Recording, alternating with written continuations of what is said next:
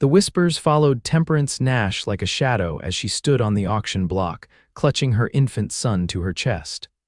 Her eyes, once bright with dreams of a better life in the West, now reflected only desperation and fear. The midday sun beat down mercilessly on the dusty main street of Paradise, Montana Territory, as the auctioneer's voice rang out across the crowd of rough-looking men gathered before her. Next up, we have this fine young woman and her boy. Strong arms for washing, cooking, and whatever else you might fancy, starting bid at $30. Temperance held her head high despite the shame burning through her.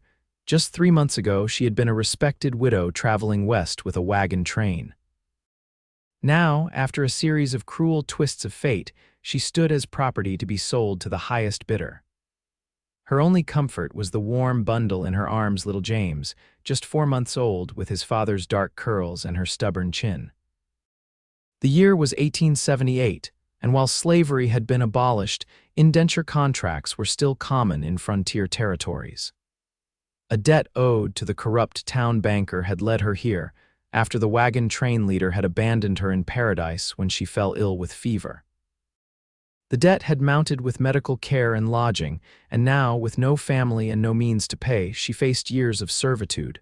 $30, shouted a portly man with tobacco-stained teeth.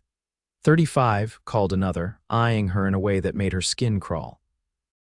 $40, said a third, but I don't want the brat. The auctioneer paused, looking at Temperance and then at the crowd. The woman comes with the child, that's the deal. Then 40 for just the woman, the man insisted. Someone else can take the squalling infant. Temperance clutched James tighter, her heart hammering against her ribs. The mere thought of being separated from her son made her dizzy with terror. She would rather die than let that happen. $50 for the woman alone, called another voice. The auctioneer looked to the banker, who nodded. Seems we have interest in separating the lot. Temperance felt her legs begin to tremble. This couldn't be happening. She opened her mouth to protest, but no sound emerged from her dry throat. $100. The new voice cut through the murmurs of the crowd like a knife. Deep and steady, it commanded attention without shouting. The crowd parted to reveal a tall figure walking toward the auction block. Mason Tucker removed his hat as he approached, revealing sun-streaked brown hair and eyes the color of a storm-laden sky. His weathered face bore the marks of a life lived under harsh conditions, yet there was something gentle in the way he looked at Temperance and her child. $100, he repeated, for both or neither. The banker stepped forward, eyes narrowed. Mr. Tucker, this is business. The woman's debt is considerable, and if separating, I said, Mason interrupted, his voice dropping to a dangerous timbre, both or neither. $100, that's double your starting price. The crowd fell silent. Everyone in Paradise knew Mason Tucker, a successful rancher who owned the Double T spread 10 miles outside of town. He wasn't a man to be crossed. Very well, the auctioneer said hastily. $100 going once. He paused, scanning the crowd for competing bids. No one spoke up. Going twice, sold to Mr. Tucker for $100. Temperance felt the world tilt beneath her feet. Relief mingled with new fear as she stared at the man who now owned her and her son. What kind of master would he be? What would he expect of her? Mason approached the block, paying the banker directly before turning to Temperance. Can you ride? He asked quietly. She nodded, not trusting her voice. My horse is tied up outside the mercantile. We'll need supplies before heading to the ranch. He offered his hand to help her down from the platform. After a moment's hesitation, she took it, feeling the rough calluses against her palm. His grip was firm but gentle as he guided her down. Thank you, she whispered, finding her voice at last. For not separating us. Mason's expression remained unreadable. No child should be taken from their mother. He turned and began walking toward the mercantile, clearly expecting her to follow. Temperance adjusted James in her arms and hurried after him, feeling the eyes of the townspeople burning into her back. She had no idea what awaited her at this man's ranch, but at least she still had her son. For now, that would have to be enough. Inside the mercantile, Mason moved efficiently through the store, selecting supplies. flour, coffee, sugar, salt pork, and several other necessities. Temperance stood near the door, uncomfortable under the curious stares of the shopkeeper's wife. "You'll need proper clothes," Mason said, gesturing to a shelf of ready-made garments, "and things for the baby." Surprised, Temperance said nothing as he added several practical dresses, undergarments, and baby clothes to his purchases. When she tried to thank him, he merely nodded. "Mr. Tucker," the shopkeeper said as he tallied the purchases, "heard you lost a few head to rustlers last month." "We handled it," Mason replied curtly, ending the conversation. Once the supplies were loaded into saddlebags, Mason helped Temperance mount his horse, a powerful buckskin gelding. With James secured against her chest in a makeshift sling fashioned from one of the new shawls, and Mason leading the horse on foot, they made their way out of paradise. For the first mile, neither spoke. Temperance studied her new master from her perch on the horse. He moved with the easy stride of a man accustomed to covering long distances on foot. His shoulders were broad beneath his worn canvas coat, and his gun belt sat low on his hips, the revolver well used but meticulously maintained. "Mr. Tucker," she finally ventured, "I want you to know I'll work hard to repay your investment. I can cook, clean, so it wasn't an investment," he interrupted without looking back at her. "It was the right thing to do. Nevertheless, I am grateful and will earn my keep." This time he did glance back, a flicker of something perhaps surprise crossing his face. "We'll figure all that out when we reach the ranch." They walked in silence for another hour before Mason stopped at a stream to rest and water the horse. He helped Temperance dismount and then busied himself with the horse while she sat on a fallen log to nurse James. "How old is he?" Mason asked unexpectedly, his back still turned to give her privacy. "4 months," Temperance replied, her voice softening as she looked down at her son's face. "His name is James," Mason nodded, "and your husband died before James was born.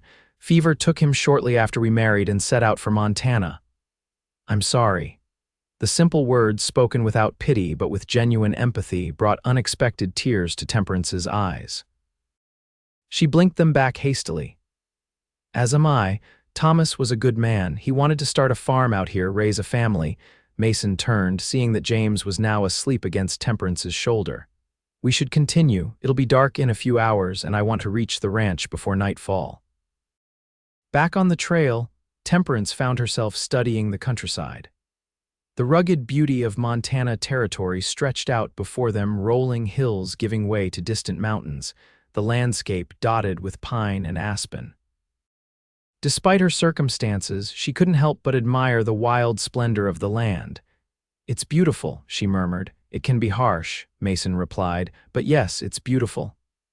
As they crested a hill in the late afternoon, Temperance caught her first glimpse of the Double T.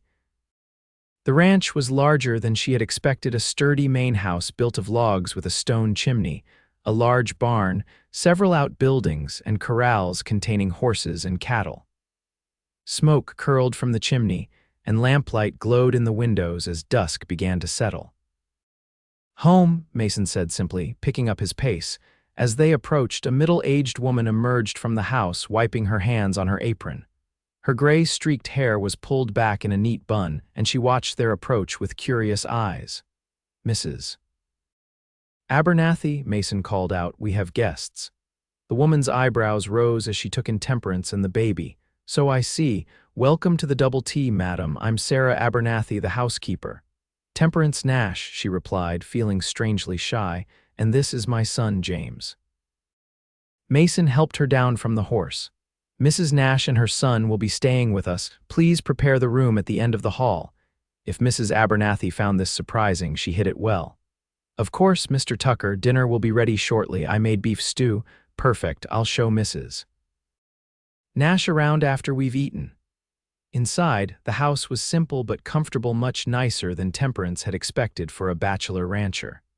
The main room held a stone fireplace, a large table for meals, and several well-worn but quality pieces of furniture.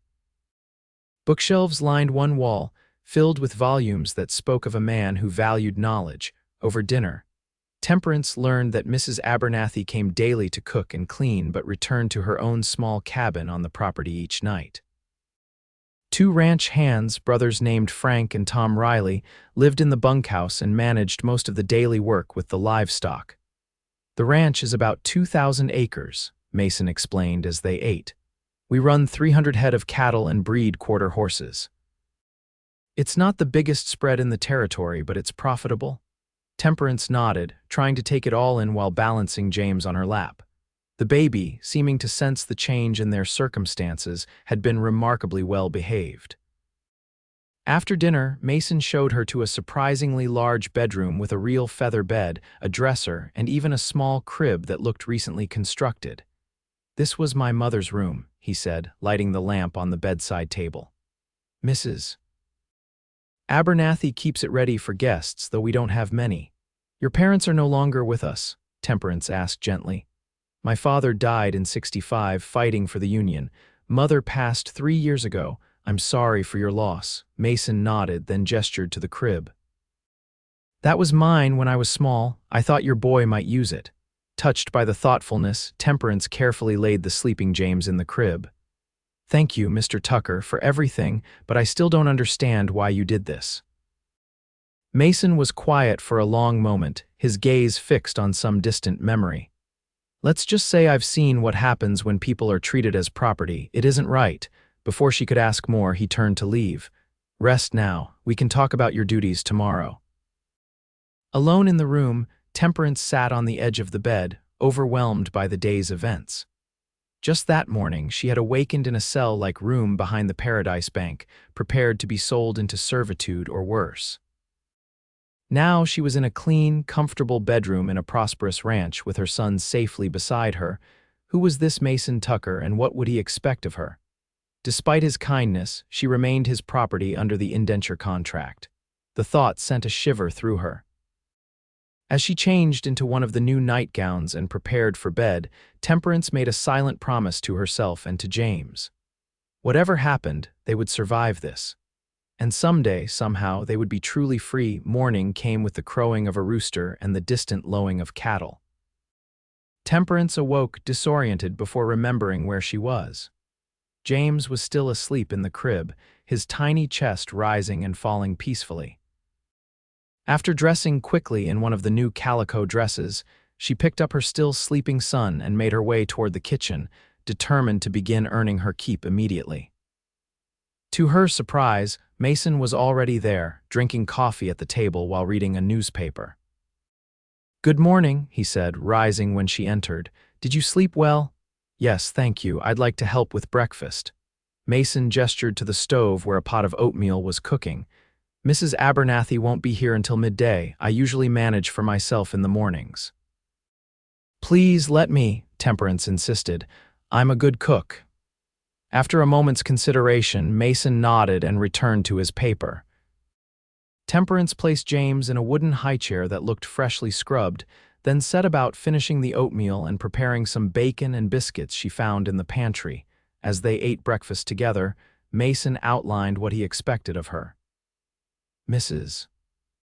Abernathy handles most of the household chores, but she's getting older and could use help with the heavier work. You'll assist her, learn the routine of the ranch, and care for your son. That's all." Temperance frowned. "That doesn't seem enough." "You paid a considerable sum.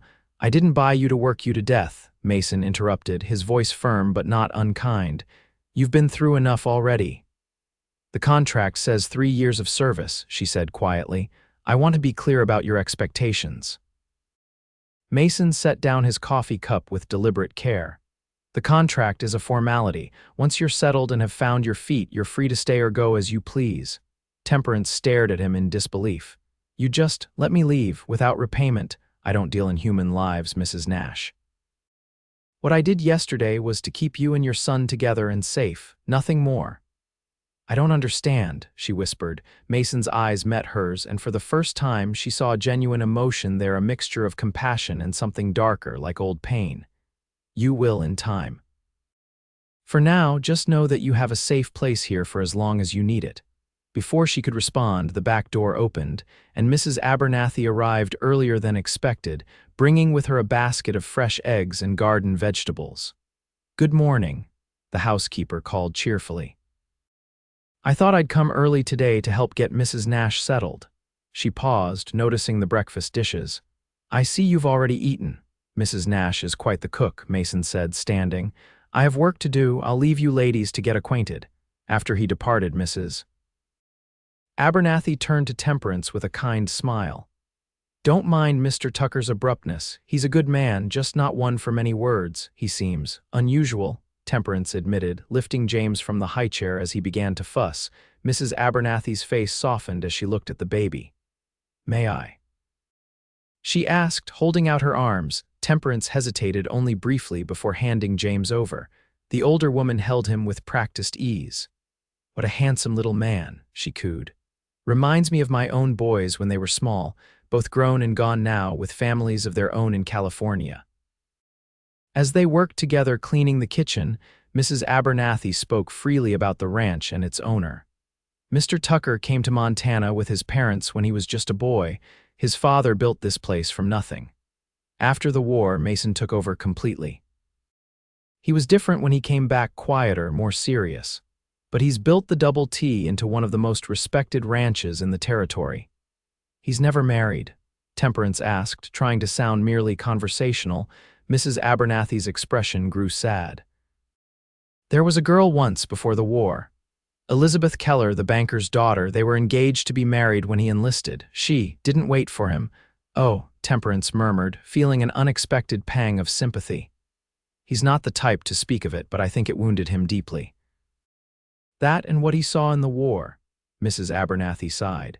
Since then, he's kept mostly to himself, except for business in town and managing the ranch. The next few days fell into a comfortable routine. Temperance helped Mrs. Abernathy with household tasks during the day while caring for James. Mason was often out from dawn until dusk, working with the cattle or horses, meeting with buyers, or handling the countless other tasks required to run a successful ranch. In the evenings, they would share a meal together, sometimes joined by the Riley brothers. The conversation was never extensive, but Temperance found herself looking forward to these quiet moments, watching Mason interact with his employees, or occasionally reading aloud from one of his books after dinner. On her fourth night at the Double T, after James was asleep and Mrs. Abernathy had gone to her cabin, Mason invited Temperance to join him on the porch. The summer evening was mild, with a gentle breeze carrying the scent of pine and sage across the land. Do you miss it? Mason asked unexpectedly as they sat in rocking chairs, watching the stars appear one by one in the darkening sky. Miss what? Whatever life you had before.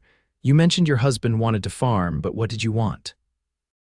Temperance considered the question, realizing no one had asked her that in a very long time. I was a school teacher before I married. I loved teaching children to read, to discover the worlds contained in books. She smiled at the memory. Thomas and I thought perhaps, once we were settled, I might teach the children of neighboring farms. Mason nodded thoughtfully. Paradise has been trying to establish a proper school for years. The last teacher left after one winter claimed the cold was too brutal and the children too wild. Children are never too wild, Temperance said with conviction, just in need of the right guidance. A rare smile crossed Mason's face, transforming his features. You sound like my mother. She taught me at this very table until I was 12. They sat in companionable silence for a while, the creaking of the rocking chairs blending with the chorus of night insects. Finally, Mason spoke again, his voice lower. I was a prisoner of war, he said, staring out at the darkened landscape. Andersonville for 11 months. Temperance's breath caught. Everyone had heard of the notorious Confederate prison camp where thousands of Union soldiers had died from starvation, disease, and mistreatment. I saw men treated worse than cattle, bought and sold in a manner of speaking through prisoner exchanges. The strong took from the weak, the sick were left to die. His hands gripped the arms of the rocking chair tightly. When I saw you on that auction block holding your son, you remembered, Temperance finished softly. Mason nodded. No person should be sold ever for any reason. In that moment, Temperance understood him a little better. The quiet strength, the careful distance he maintained, the unexpected kindness, all shaped by suffering she could barely imagine. "Thank you for telling me," she said simply. He looked at her then, really looked at her, as if seeing her clearly for the first time. "You're a remarkable woman, Mrs. Nash. Most would have broken under what you've endured. Please," she said, "call me Temperance." Another week passed, and Temperance found herself settling into life at the Double T with surprising ease. James thrived in the clean mountain air, growing stronger and more alert each day. Mrs. Abernathy taught Temperance the routines of ranch life, how to manage the household accounts, preserve food for winter, and handle the myriad tasks required to keep everything running smoothly. Mason remained reserved, but increasingly comfortable in their company. He took to stopping by the kitchen in the afternoons for coffee, timing his breaks to coincide with James's wakeful periods. Though he never asked to hold the baby, Temperance noticed how his eyes softened when James smiled or laughed. One afternoon, a thunderstorm rolled in from the mountains.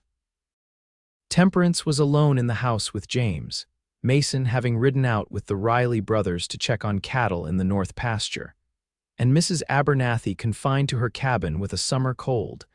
As thunder cracked overhead and rain lashed against the windows, James wailed in fear.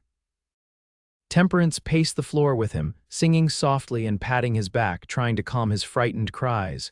The door burst open, and Mason entered, soaked to the skin and trailing puddles across the floor. "The storm caught us by surprise," he explained, removing his dripping hat. "Frank and Tom are seeing to the horses." His eyes fell on the crying baby. "Is he all right?" "Just frightened by the thunder," Temperance said, bouncing James gently. "He'll settle soon enough." Lightning flashed, followed immediately by a deafening crack of thunder. James's cries intensified. "May I?" Mason asked, holding out his arms. Surprised, Temperance carefully transferred her son to Mason's strong embrace. The contrast was striking the tiny baby against the broad chest of the weather-beaten rancher. Mason cradled James with unexpected tenderness, one large hand supporting his head. "Hey there, little man," he murmured, his deep voice rumbling soothingly. "That's just the sky talking, nothing to fear." To Temperance's amazement, James's cries began to subside, his tear-streaked face looking up with fascination at this new person holding him. "You have a way with him," she said softly. Mason's lips quirked in a half-smile. "Horses, cattle, babies, they all respond to confidence. Show fear, they get scared. Show calm, they calm down. Is that your secret with everyone?" His eyes met hers over the baby's head. "Not everyone is so easily read." Something in his gaze made her heart beat faster. For a moment they stood there, connected by the child between them and something else, something unspoken but growing stronger each day. The moment was broken by another crash of thunder, this one more distant. James had fallen asleep against Mason's chest, his tiny hand clutching the wet fabric of the rancher's shirt. "You should change into dry clothes," Temperance said, reluctantly taking her son back. "I'll make some hot coffee." Mason nodded and headed toward his bedroom, leaving Temperance to wonder about the strange flutter in her chest when their hands had touched during the exchange. The next morning dawned clear and fresh, the storm having cleared the air of summer dust. Mason announced at breakfast that he needed to ride into Paradise for supplies and to check on a shipment of breeding stock due to arrive by train. "Would you like to come along?" he asked Temperance. "It might do you and James good to have a change of scenery." Temperance hesitated.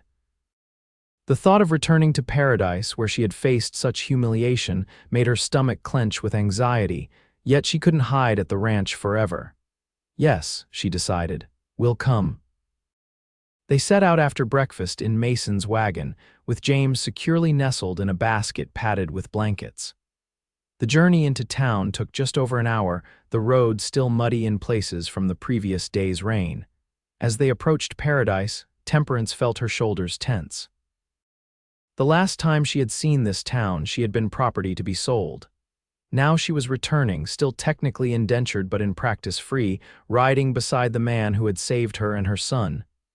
"You don't have to do this," Mason said quietly, noticing her discomfort. "I can take you back." "No," she said firmly, "I won't hide." He studied her for a moment, then nodded with what looked like respect. Stay close to me in town. There are those who might not understand our arrangement." Paradise was busier than usual, with the monthly train bringing not only supplies but visitors and the occasional new settler. Mason handled his business efficiently, introducing Temperance simply as Mrs. Nash, who's helping at the ranch, to those they encountered. At the mercantile, while Mason discussed an order of fencing with the proprietor, Temperance browsed the shelves with James in her arms. She was examining a display of fabric when a cold voice spoke behind her. Well, if it isn't the auction block widow. Turning, Temperance found herself face to face with a well-dressed woman in her 40s, her expression one of calculated disdain. "Mrs. Keller," Temperance acknowledged, recognizing the banker's wife who had watched her auction with barely concealed satisfaction. "I see Mason Tucker found a use for you after all," Mrs. Keller said, her eyes flicking dismissively over Temperance and James. "Though I must say taking in damaged goods seems beneath him, I suppose even successful ranchers get lonely." The insinuation was clear and cruel. Temperance felt heat rise to her cheeks, but before she could respond, Mason appeared at her side. "Mrs. Keller," he said, his voice polite but cold.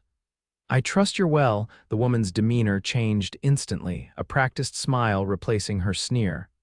"Mason, how lovely to see you. We've missed you at Sunday services. I've been occupied with ranch business." His hand came to rest lightly on the small of Temperance's back, a gesture of support that didn't go unnoticed by Mrs. Keller. "Mrs. Nash is helping Mrs. Abernathy manage the household while also caring for her son." "How charitable of you," Mrs. Keller replied, her smile tightening. "Elizabeth was just asking after you. She's visiting from Helena with her husband and children. Perhaps you'll call on them while they are in town." A muscle twitched in Mason's jaw, the only sign that the mention of his former fiancée affected him. "Please give Elizabeth my regards," he said evenly. "Now, if you'll excuse us, we have more errands to complete," with a nod to Mrs. Keller. He guided Temperance toward the door, his hand remaining supportively at her back. Outside on the boardwalk, Temperance took a deep breath. "Thank you." "For what?" "For defending my honor such as it is." Mason's expression darkened. "Your honor needs no defending.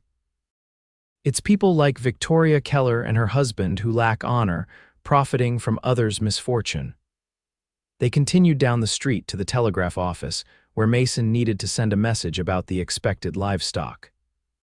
As they waited, a commotion erupted further down the street, shouts and the sound of breaking glass. "Stay here," Mason instructed, handing her the package he was carrying. "Lock yourself in the wagon if there's trouble." Before Temperance could protest, he strode toward the disturbance, one hand resting on the revolver at his hip. From where she stood, Temperance could see a group of men spilling out of the saloon, two of them locked in a violent struggle while others urged them on.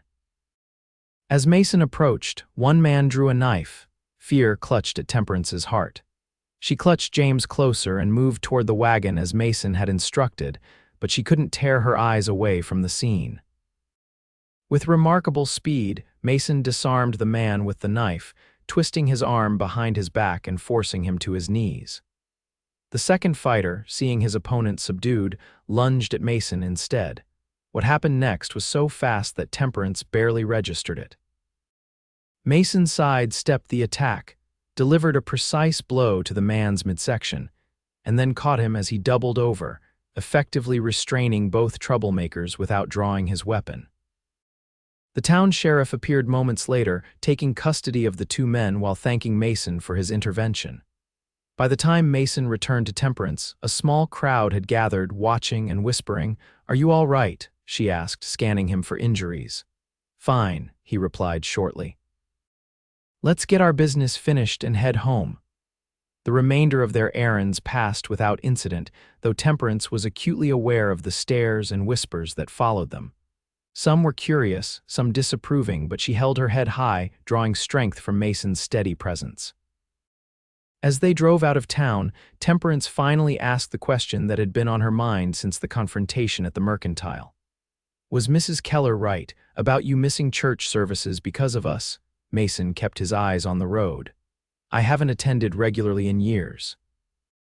"Victoria Keller knows that, And Elizabeth, your former fiancée, his hands tightened on the reins. That was a lifetime ago. Mrs. Abernathy mentioned her, Temperance admitted. I'm sorry if the subject pains you. Mason was quiet for so long that she thought he might not answer. When he finally spoke, his voice was measured as if carefully controlling some deeper emotion. Elizabeth and I were childhood sweethearts. When the war came, I enlisted, believing it would be over quickly. We were to marry when I returned. He paused. I was captured at Shiloh. By the time I made it home after Andersonville and months of recovery, she was married to a timber merchant from Helena and expecting their first child. That must have been devastating, Temperance said softly. It was, an adjustment, but the war changed me. I'm not the same man who left paradise in '61. Perhaps Elizabeth saw that in my letters, or perhaps she simply couldn't wait. Either way, it's long past. They rode in silence for a while, the wagon creaking rhythmically beneath them. James slept peacefully in his basket, undisturbed by the gentle motion.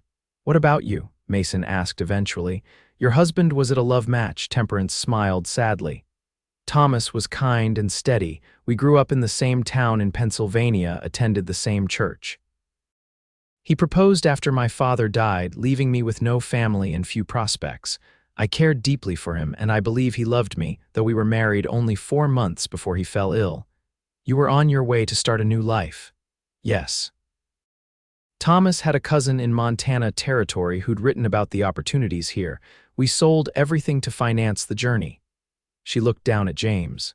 I never imagined making the last part of it alone. Mason's expression softened. You're not alone now. The simple statement hung between them, loaded with meaning neither was quite ready to acknowledge. But as the double T came into view, Temperance realized with startling clarity that she had begun to think of it as home. 2 months passed, bringing autumn to Montana Territory. The aspen trees turned gold against the evergreen backdrop of pine and fir, and mornings dawned crisp and cold. The rhythm of ranch life shifted with the season. Cattle were moved to lower pastures, the last hay was cut and stored, and preparations began for the coming winter. Temperance had fully integrated into life at the Double T. She managed the household accounts with efficiency, preserved the garden's bounty for winter, and even began helping Mason with his correspondence and record-keeping in the evenings. James, now 6 months old, was thriving sitting up, babbling constantly and bringing joy to everyone at the ranch with his sunny disposition. Mason had changed too. The reserved, somewhat stern man who had purchased Temperance's contract had gradually given way to a more relaxed, even occasionally playful person. He spent more time at the house, often holding James on his lap while discussing the day's business with Temperance. Sometimes she would catch him watching her with an expression she couldn't quite decipher, only to look away when their eyes met. One crisp October morning, Temperance was hanging laundry on the line behind the house when she heard hoofbeats approaching. Shading her eyes against the sun, she saw Mason riding in with another man, the sheriff from Paradise. Her heart skipped a beat. Had something happened? Was there trouble regarding her indenture contract? Mason dismounted and approached her, his expression grave. Temperance, Sheriff Adams needs to speak with you. The sheriff removed his hat, revealing graying hair and a weathered face creased with concern. Mrs. Nash, I'm afraid I have some disturbing news. A man named Jebediah Blackwell has been asking about you in town. Temperance felt the blood drain from her face. She gripped the wooden clothespin in her hand so tightly it snapped. Who is he? Mason asked, watching her reaction with alarm. My late husband's cousin, Temperance whispered. The one in Montana we were traveling to join. Sheriff Adams nodded. He claims you stole money from him and disappeared, says he's been searching for you for months. That's a lie, Temperance said, finding her voice. We never even reached his homestead. After Thomas died, the wagon train leader abandoned me in Paradise when I fell ill. I never met Jebediah Blackwell. He's showing a letter, supposedly from your husband, mentioning funds entrusted to you both for purchasing shared land, the sheriff continued. Says you absconded with it.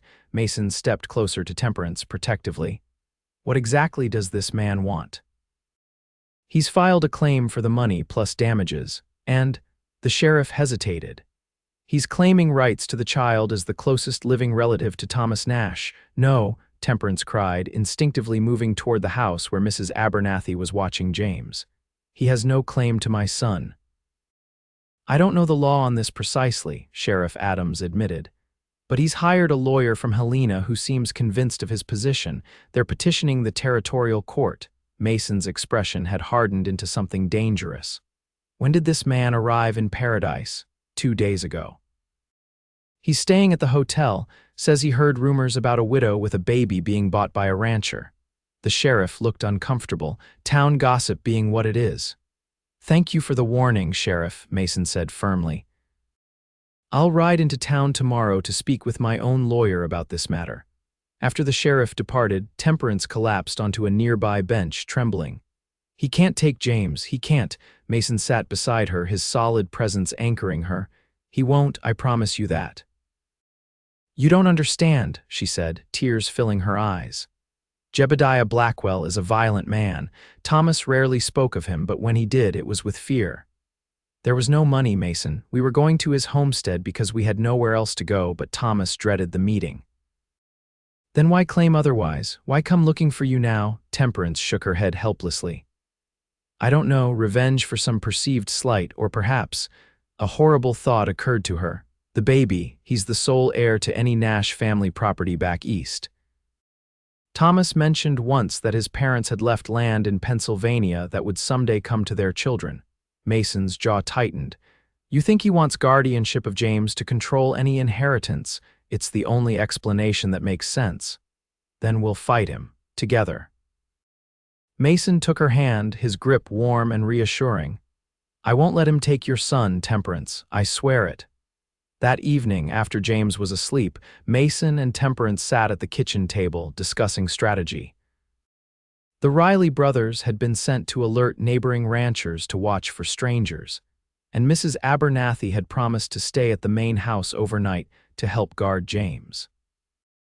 My lawyer in Paradise is competent for ranch business, Mason said, but for this, we need someone with experience in family law. I've sent a telegram to a firm in Helena that handled some matters for my father years ago. Temperance nodded numbly, exhaustion and fear having drained her of emotion. What if they rule in his favor? The courts often side with male relatives in custody matters. They won't, Mason insisted. You're his mother. You've cared for him his entire life, and besides, he hesitated. There's another option if needed. What option? Mason took a deep breath. Marriage would give us a stronger case. As your husband, I would have legal standing regarding James. Blackwell's claim as a cousin would be superseded by mine as stepfather. Temperance stared at him, stunned. You would marry me to protect James? Yes. His eyes met her steadily. It would be a marriage of convenience, of course, to safeguard you both legally. A marriage of convenience. The words should have reassured her, but instead they cut unexpectedly deep. Over the past months, Temperance had grown to care for Mason in ways that went far beyond gratitude. She had begun to hope, perhaps foolishly, that he might someday see her as more than a responsibility.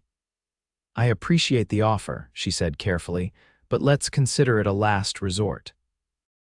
I wouldn't want to burden you with an unwanted wife. Something flickered in Mason's eyes, disappointment. Hurt, but it was gone so quickly she thought she might have imagined it. As you wish, he said, rising from the table. I'll ride into Paradise at first light. In the meantime, stay close to the house and keep James with you at all times. The next day crawled by with excruciating slowness. Temperance couldn't settle to any task, constantly checking on James and startling at every sound. Mrs. Abernathy did her best to distract her with baking and mending, but the fear of Blackwell appearing at the ranch kept Temperance on edge. It was late afternoon when they heard a wagon approaching. Temperance peered anxiously through the window, relieved to see Mason returning with another man beside him, presumably the lawyer. The men entered, stomping trail dust from their boots. Mason made introductions. Temperance, this is Harold Winters, attorney from Helena. Mr. Winters, Mrs. Temperance Nash and her son, James. The lawyer was a thin, scholarly-looking man with spectacles and a precisely trimmed beard. "Mrs. Nash, a pleasure to meet you despite the circumstances. Mr. Tucker has explained the situation, and I believe we have grounds to fight this claim vigorously." Over coffee, Mr. Winters outlined their legal position. Mr. Blackwell's claim of financial impropriety is weak without documentation.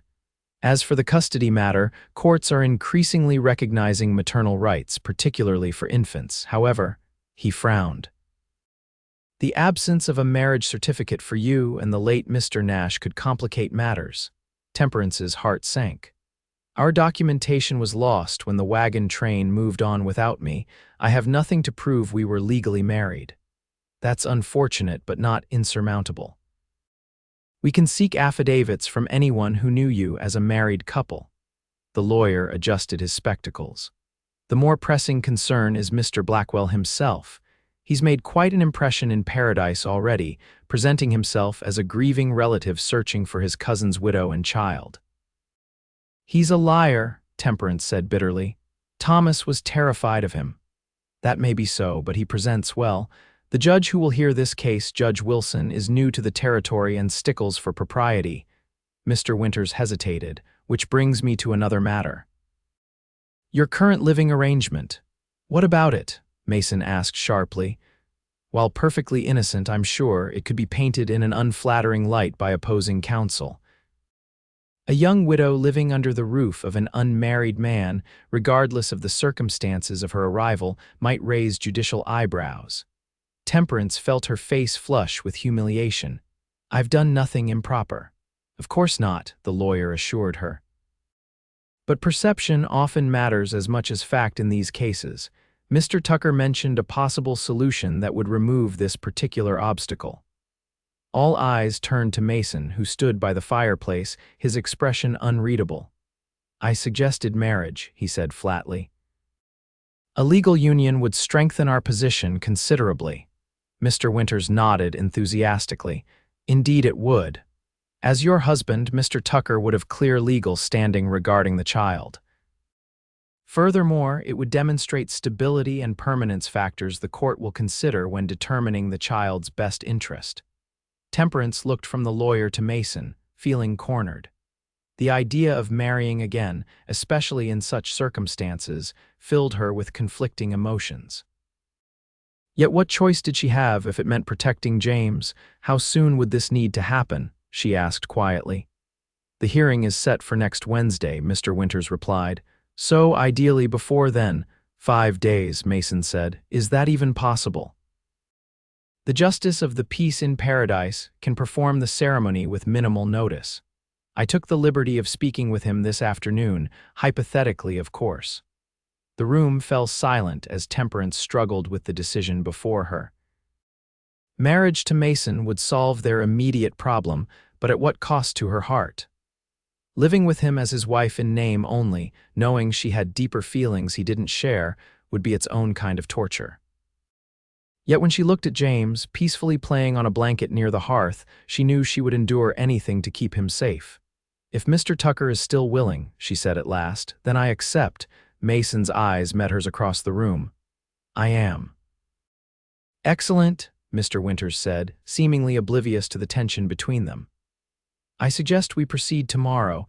I'll make the arrangements in town and return in the morning to accompany you."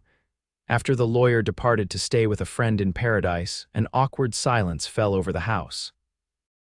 Mrs. Abernathy, sensing the need for privacy, excused herself to her cabin, leaving Mason and Temperance alone with James.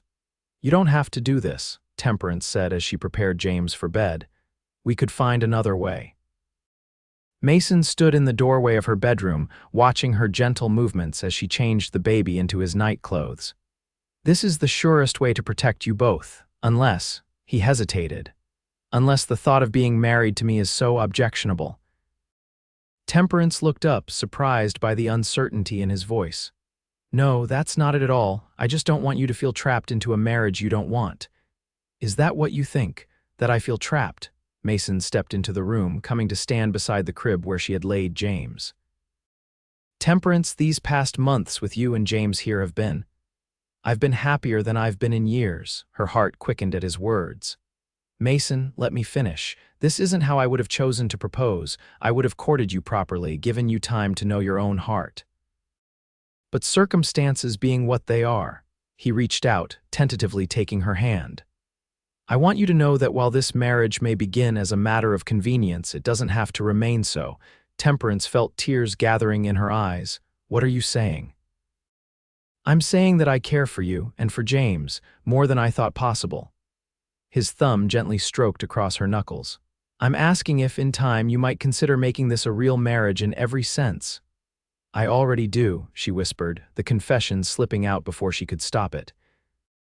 "Care for you, that is, I have for some time." The smile that transformed Mason's face then was like sunrise breaking over the mountains, gradual, then suddenly brilliant. He raised her hand to his lips and pressed a kiss to her palm, the gesture so tender it made her breath catch. "Then tomorrow, when I say my vows, know that I'll mean every word." The next morning dawned clear and cold, a perfect autumn day in Montana territory.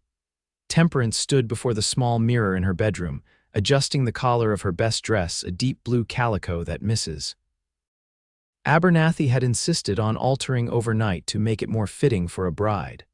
There had been no time for a proper wedding dress, no opportunity for the usual preparations a bride might make. Yet as Temperance pinned up her hair, she found herself smiling at her reflection. However unusual the circumstances, this day would mark the beginning of something she had never expected to find again: a family. A soft knock at the door announced Mrs. Abernathy, who entered carrying a small bunch of late-blooming wildflowers tied with a ribbon. "For your bouquet," the older woman said, presenting them with a warm smile.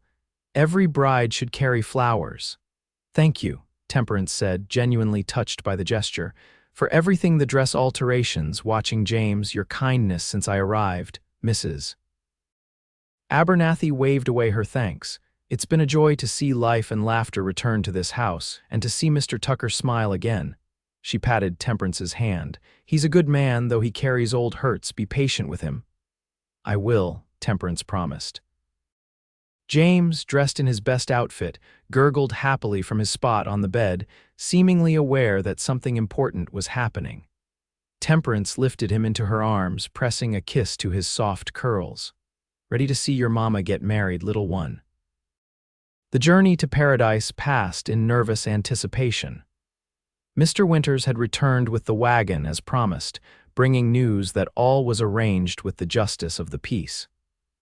Mason rode alongside, occasionally glancing at Temperance with a reassuring smile that did little to calm the butterflies in her stomach. The town looked different somehow as they approached, less threatening than it had on her previous visits. Perhaps it was her changed circumstances, or perhaps it was the knowledge that after today she would return not as an indentured servant but as Mrs. Mason Tucker, a respectable rancher's wife. The ceremony itself was simple but dignified. The justice of the peace, a silver-haired man with kind eyes, performed the service in his office with Mr. Winters and Mrs. Abernathy as witnesses. James remained remarkably quiet throughout, secured in Mrs. Abernathy's arms. When the moment came to exchange vows, Temperance's voice trembled slightly, but Mason's remained strong and clear as he promised to love, honor, and protect her all the days of his life. The plain gold band he slipped onto her finger had belonged to his mother, a family heirloom he had retrieved from the ranch safe that morning. "By the authority vested in me by the territory of Montana, I now pronounce you husband and wife," the justice declared. "You may kiss your bride, Mr. Tucker." Mason hesitated only briefly before leaning down to press his lips gently against Temperance's. Though chaste and brief, the kiss sent warmth flooding through her, a promise of deeper connections to come when they weren't standing in a public office with spectators. They signed the marriage certificate, making their union official, and Mr. Winters immediately filed a copy with the court clerk, establishing Mason's legal relationship to James before the upcoming hearing. As they stepped out onto the boardwalk preparing to return to the ranch, a cold voice cut through their modest celebration. "So the rumors are true. The auction block widow has secured herself a husband. Temperance froze, instinctively moving closer to Mason as she turned to face the speaker. The man standing before them was tall and gaunt, with hard eyes and a cruel twist to his mouth. Though she had never met him, she knew immediately who he was. "Jebediah Blackwell," she said, her voice steadier than she felt. "Cousin," he replied with a mocking bow. "Or should I say Mrs. Tucker now, my congratulations on your hasty nuptials." Mason stepped slightly in front of Temperance, his posture protective but controlled. "Mr. Blackwell, I understand you've been looking for my wife. Indeed I have, for many months." Blackwell's eyes flicked to James, who was now in Temperance's arms. "And my cousin's son, I see the boy has his father's look about him." "What do you want?" Temperance asked bluntly. "Thomas and I never had any money of yours, you know that." Blackwell's smile didn't reach his eyes. "What I know is that my cousin wrote to me about funds for purchasing adjoining land, funds that disappeared along with his widow." "That's a lie," Temperance said firmly. "Thomas never trusted you enough to enter into any business arrangement. We were coming to Montana because we had nowhere else to go after his parents died." "A convenient story, now that he's not here to contradict it." Blackwell's gaze hardened. "The boy is a Nash. He belongs with his father's family." Mason's hand came to rest on the small of Temperance's back, a silent show of support. "James is with his family, his mother, and now his stepfather. Any claim you believe you have will be settled in court, not on the street." "So you think your hasty marriage will change things?" Blackwell sneered. "The judge will see through this charade." "There's nothing to see through," Mason replied evenly. "Temperance and I are legally wed. James is now my son in the eyes of the law. If you wish to pursue this matter further, we'll see you at the hearing." Mr. Winters, who had been observing the exchange with growing concern, stepped forward. "Mr. Blackwell, any further discussion should be conducted through legal representatives. I suggest you speak with your counsel before making additional statements that might be construed as threatening." Blackwell's face contorted with barely suppressed rage, but he merely tipped his hat with mock politeness. "Until Wednesday, then." His eyes locked on Temperance's. "Enjoy your new marriage while it lasts." As he strode away, Temperance released a shaky breath. He hasn't changed. That same cold hatred in his eyes. "He can't hurt you now," Mason assured her, guiding her toward their wagon. "You're my wife and James is my son. We'll face him together." The ride back to the Double T was subdued, the joy of their wedding tempered by the confrontation with Blackwell.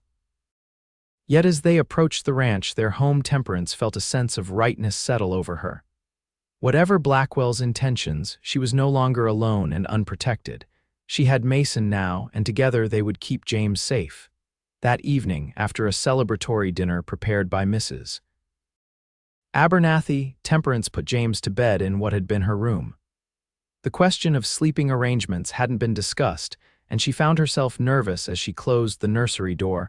Mason was waiting in the hallway, his expression carefully neutral. "I've moved your things to the master bedroom," he said. "If that's acceptable to you." Temperance nodded, suddenly shy. "Yes, that's fine." "Temperance," he took her hand gently. "This is your home now, our home. I want you to be comfortable. If you'd prefer separate rooms for now, I understand." She looked up at him, seeing the genuine concern in his eyes. "No, I would like to share a room. We are married, after all." The corner of his mouth lifted in a smile. "That we are, Mrs. Tucker." The master bedroom was larger than Temperance had expected, dominated by a substantial four-poster bed with a handsome quilt. A door connected to a small sitting room that Mason had been using as an office, and another led to James's nursery. "My mother designed it this way," Mason explained, seeing her take in the connected rooms. "She said a family should be close, especially in winter when the nights are long and cold."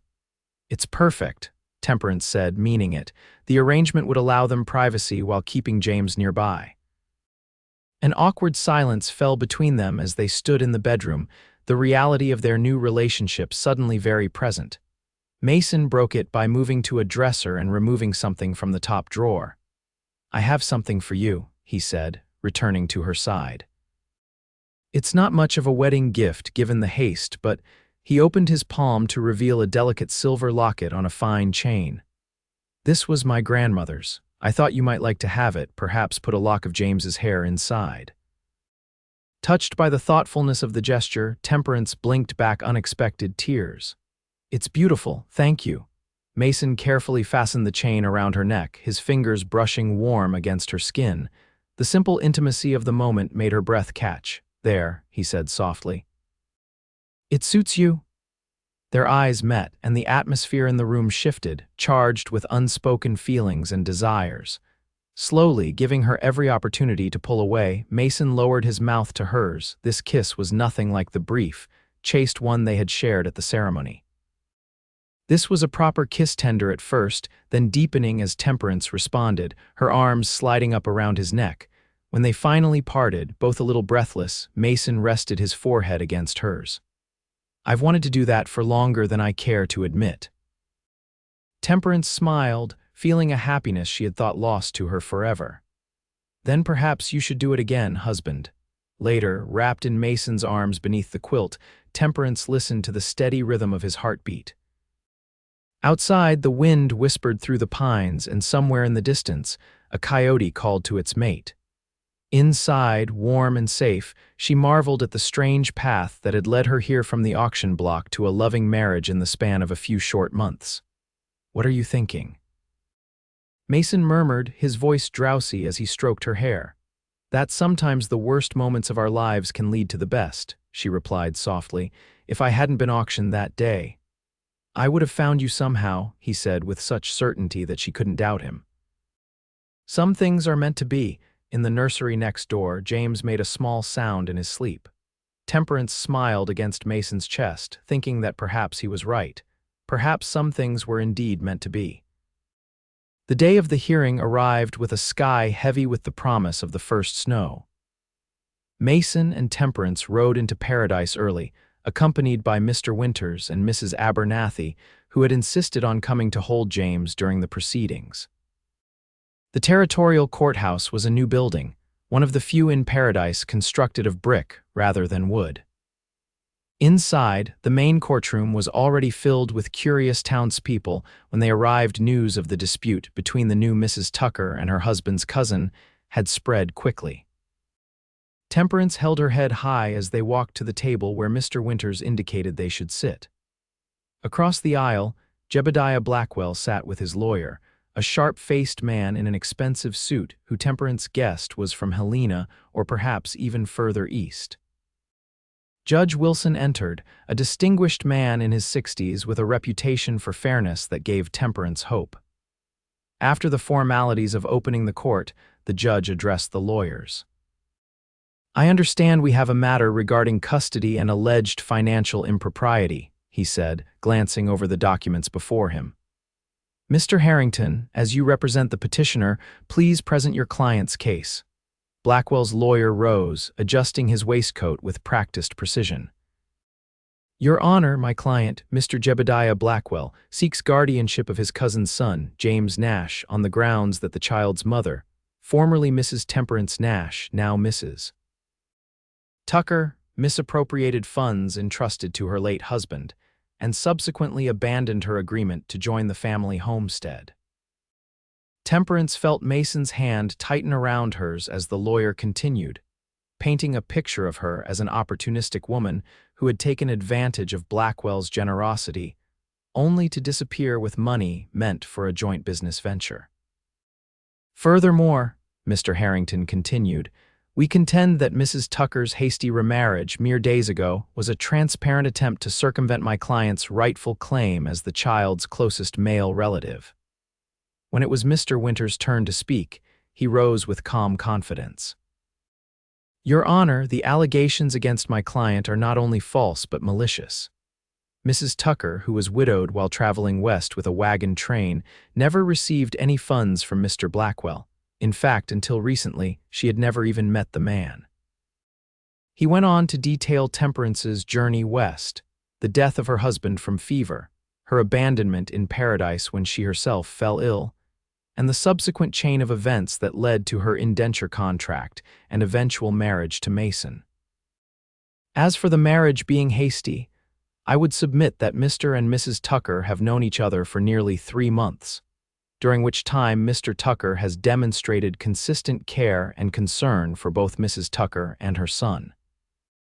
The timing of the marriage may have been influenced by Mr. Blackwell's sudden appearance and claims, but the relationship itself is genuine and predates this legal challenge. The judge listened attentively to both sides before calling for witnesses.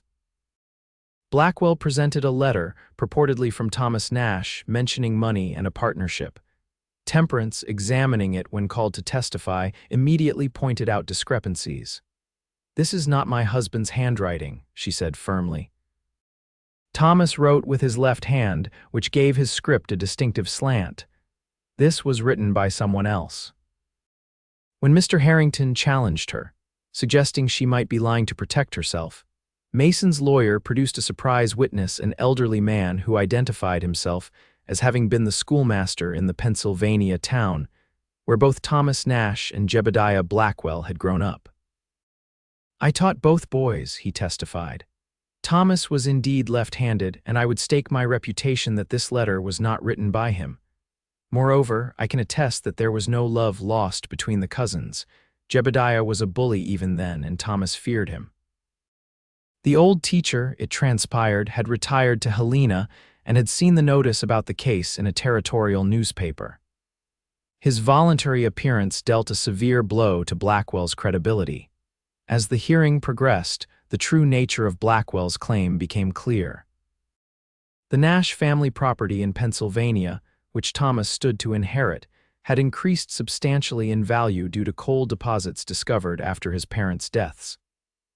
As Thomas's only child, James was now the heir, and Blackwell, as guardian, would control that inheritance until James came of age. By mid-afternoon, Judge Wilson had heard enough. "This court finds no evidence to support Mr. Blackwell's claims of financial impropriety," he declared.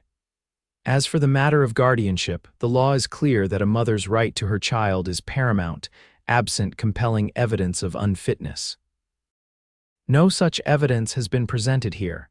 He looked directly at Blackwell. "Furthermore, this court takes a dim view of attempts to use the legal system to separate a child from a loving parent for financial gain. The petition for guardianship is denied. Mrs. Tucker shall retain full custody of her son, with Mr. Tucker now legally recognized as the child's stepfather." The judge's gavel fell with finality, and Temperance sagged against Mason in relief, tears of joy springing to her eyes. Blackwell, his face contorted with rage, stood abruptly. "This isn't over," he snarled, pointing at Temperance. "That boy is a Nash, not a Tucker. You've stolen what's rightfully mine, Mr. Blackwell," the judge warned sharply. "You will control yourself in my courtroom or face contempt charges." Mason had risen as well, his body positioned protectively between Temperance and Blackwell. "The matter is settled," he said evenly. "I suggest you return to your own affairs and leave my family alone." For a moment it seemed Blackwell might lunge across the aisle, but his lawyer grabbed his arm, speaking urgently in his ear. With a last venomous glare, Blackwell allowed himself to be led from the courtroom. Outside, as fat snowflakes began to fall from the leaden sky, Temperance held James close, overwhelmed with gratitude and relief. "It's over," she whispered, looking up at Mason. "Truly over," he nodded, wrapping an arm around her shoulders. "Let's go home, Mrs. Tucker, all of us." The first winter at the Double T as Mason Tucker's wife was the happiest Temperance had ever known. The snowfall that began on the day of the hearing continued intermittently through November, blanketing the ranch in pristine white and creating a cocoon of peace around their newfound family. James thrived, growing stronger and more active each day. By Christmas, he was pulling himself up on furniture and babbling a growing vocabulary of sounds that occasionally resembled words. His first clear "mama" had brought tears to Temperance's eyes, and his first "da" directed at Mason had affected the tough rancher more deeply than he cared to admit. The holiday was celebrated with unprecedented festivity at the Double T. Mason ordered special gifts from a catalog for Temperance and James. Mrs. Abernathy baked for days in preparation, and even the Riley brothers contributed by cutting a magnificent pine tree from the upper pasture, and helping to decorate it with handmade ornaments and strings of berries. On Christmas Eve, as they sat before the fire after James had been put to bed, Mason presented Temperance with a final gift, a thick envelope containing legal documents. "What's this?" she asked, puzzled. "Open it," he urged, watching her face intently. Inside, she found papers bearing the territorial court seal and the signature of Judge Wilson. As she read, her eyes widened in surprise. Adoption papers. But how? Mason smiled, taking her hand. "Mr. Winters helped arrange it. As of yesterday, James is legally James Tucker. No one, not Blackwell, not anyone can ever challenge our right to raise him as our son." Temperance stared at him, overcome with emotion. "You did this for us." "I did it for all of us," he corrected gently. "He's my son now, Temperance, in every way that matters. I want him to grow up, never doubting his place in this family." The months passed in a blur of domestic contentment and hard work. Spring brought calving season and long days for Mason, while Temperance took on the management of an expanded vegetable garden and began teaching reading lessons to the children of neighboring ranches who had no access to formal schooling. By summer, James was walking unsteadily and getting into everything with typical toddler curiosity. The house rang with his laughter and the sound of his little feet pattering across wooden floors. Mason, to everyone's surprise, including his own, proved to be a patient and devoted father, often carrying James on his shoulders during evening walks around the property.